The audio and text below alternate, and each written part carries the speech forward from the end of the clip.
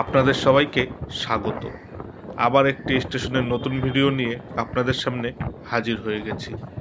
আজ আপনাদেরকে দেখাবো বাতনা কীর্তিবাস স্টেশন। স্টেশনটি ভারতীয় রেলের পূর্ব রেলওয়ে অঞ্চলের শিয়ালদা রেলওয়ে বিভাগের একটি স্টেশন। পশ্চিমবঙ্গের নদিয়া জেলায় বাতনা কীর্তিবাস ঘোরালিয়ার রানাঘাট শান্তিপুর রেলপথের মধ্যে স্টেশনটি অবস্থিত। শিয়ালদাহ স্টেশন থেকে বাতনা কীর্তিবাস স্টেশনের দূরত্ব 89 কিলোমিটার। স্টেশনটিতে মোট 2টি প্ল্যাটফর্ম রয়েছে আর রেলপথ রয়েছে 2টি। স্টেশনের চারপাশের পরিবেশটা বেশ সুন্দর ছিল, আমার তো বেশ দারুণ লাগছিল দেখতে। প্ল্যাটফর্মের ডান দিক ঘেঁষেই রয়েছে অনেকটা বড় আমবাগান। এই দেখুন, ট্রেন থেকে দেখতে বেশ দারুণ লাগছিল আমবাগানটা।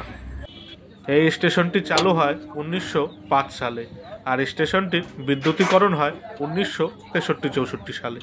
পাথান কথার অর্থ গোচারণ ভূমি।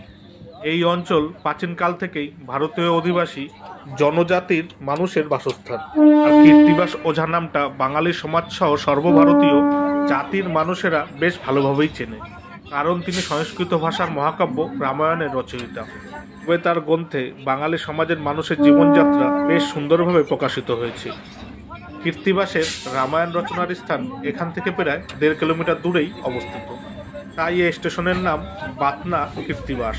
শান্তিপুর স্টেশনের দিকে যেতে বাতনা কীর্তিবাস স্টেশনের পরবর্তী স্টেশন হলো শান্তিপুর।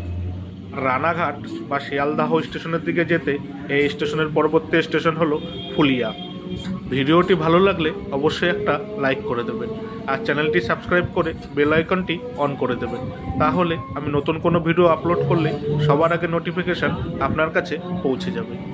স্টেশনের এই ভিডিওটি আপনার কেমন লাগলো মতামত কমেন্ট করে জানাবেন আর ভিডিওটি ভালো লাগলে শেয়ার করে দেবেন। ভিডিওতে কোনো ভুল ত্রুটি হলে মার্জনা করবেন। কারা কারা প্রথমবার এই বাতনা কীর্তিবাস স্টেশনের নামটি শুনলেন বা দেখলেন কমেন্ট করে জানাবেন। ভিডিওটি এখানেই শেষ হলো। আবার অন্য কোনো একটি স্টেশনের ভিডিও নিয়ে আপনাদের সামনে হাজির হব।